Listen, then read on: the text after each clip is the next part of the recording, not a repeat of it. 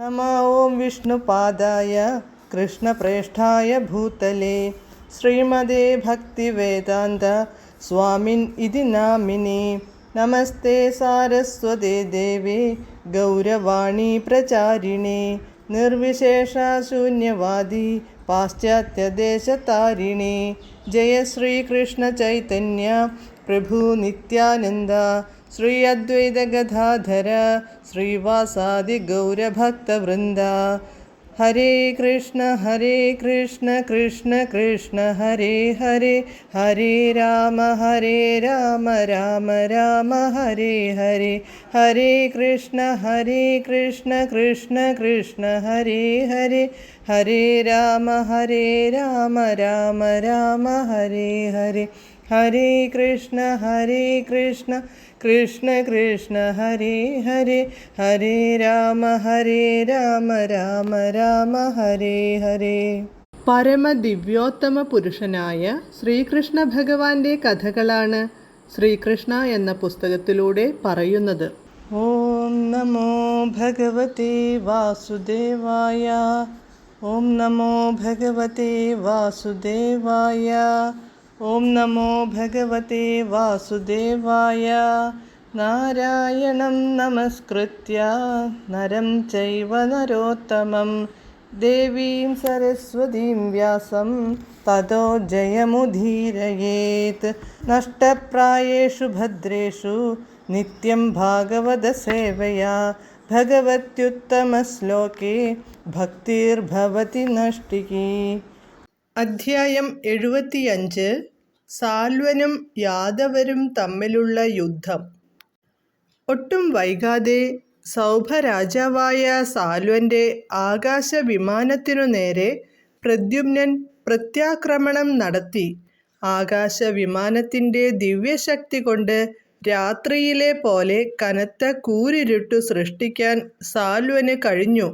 എന്നാൽ പെട്ടെന്നു അപ്രതീക്ഷിതമായി പ്രദ്യുമ്നൻ ഉദയസൂര്യനെ പോലെ പ്രത്യക്ഷപ്പെട്ടു. സൂര്യോദയത്തിൽ ഇരുട്ട് അപ്രത്യക്ഷമാകുന്നതുപോലെ പ്രദ്യുമ്നന്റെ ആവിർഭാവത്തോടെ സാൽവന്റെ ശക്തിപ്രകടനം നിഷ്ഫലമായി. പ്രദ്യുമ്നന്റെ അസ്ത്രങ്ങൾക്കൊക്കെ സുവർണ തൂവലും തണ്ടിനു മൂർച്ചയേറിയ വക്കുകളുമുണ്ടായിരുന്നു. ഇത്തരം 25 അസ്ത്രങ്ങൾ അയച്ച് പ്രദ്യുമ്നൻ സാൽവന്റെ സേനാധിപനെ കഠിനമായി മുറിവേൽപ്പിച്ചു.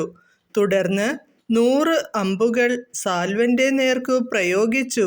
അതും കഴിഞ്ഞ് ഓരോ ഭടനെയും ഓരോ അമ്പുകൊണ്ട് മുറിപ്പെടുത്തി. ഒരാൾക്ക് 1 എന്ന കണക്കിന് അമ്പുകൾ കൊണ്ട് സാരഥികളെ മുഴുവൻ വധിച്ചു. ആന, കുതിര തുടങ്ങിയ വാഹകങ്ങളെ 3 അസ്ത്രങ്ങൾ കൊണ്ട് കൊന്നൊടുക്കി.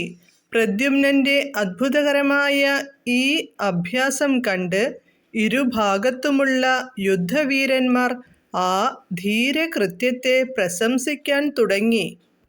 എന്നാൽ അപ്പോഴും സാൽവന്റെ ആകാശവിമാനം തികച്ചും നിഗൂഢത നിറഞ്ഞതായിരുന്നു.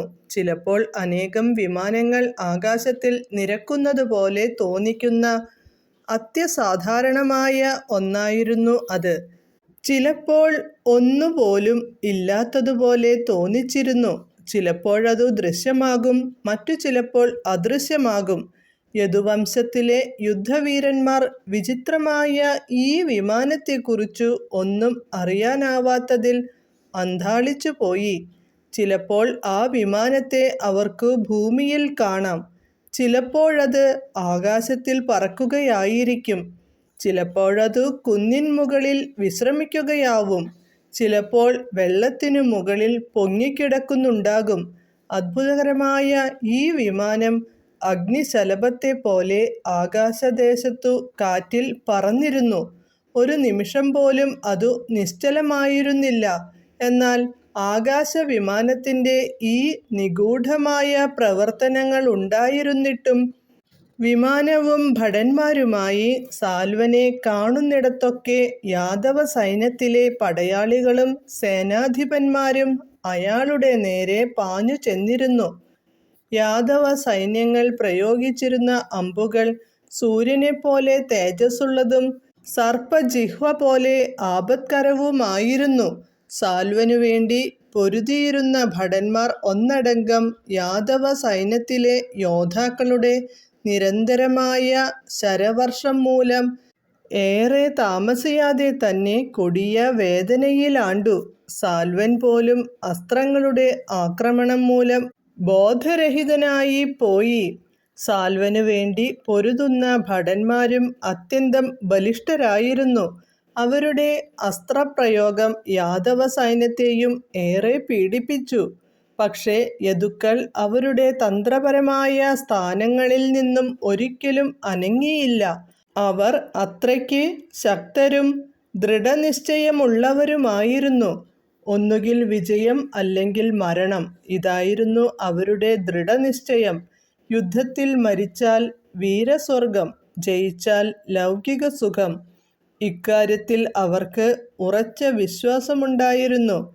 ദ്യുമാൻ എന്നായിരുന്നു സാൽവന്റെ സർവ്വസൈന്യാധിപന്റെ പേര്. അയാൾ അതിശക്തനായിരുന്നു. പ്രദ്യുമ്നന്റെ 25 അമ്പുകളുടെ ആക്രമണമേറ്റിട്ടും തക്ഷണം അയാൾ പ്രദ്യുമ്നനെ കടന്നാക്രമിച്ചു. തന്റെ ഭീഷണമായ ഗദകൊണ്ട് ശക്തിയായി ആഞ്ഞടിച്ചു അദ്ദേഹത്തെ ബോധരഹിതനാക്കി. ഉടനെ "ഇതാ അവൻ മരിച്ചിരിക്കുന്നു, അവൻ മരിച്ചിരിക്കുന്നു" എന്ന ഗർജനം അവിടെ മുഴങ്ങി. ഒരു സാധാരണ മനുഷ്യന്റെ മാറിടം വെവ്വേറെയായി കീറിക്കളയാൻ ശക്തമായിരുന്നു പ്രദ്യുമ്നന്റെ മാറിലേറ്റ ഗദാഘാതം. ഹരേ കൃഷ്ണ.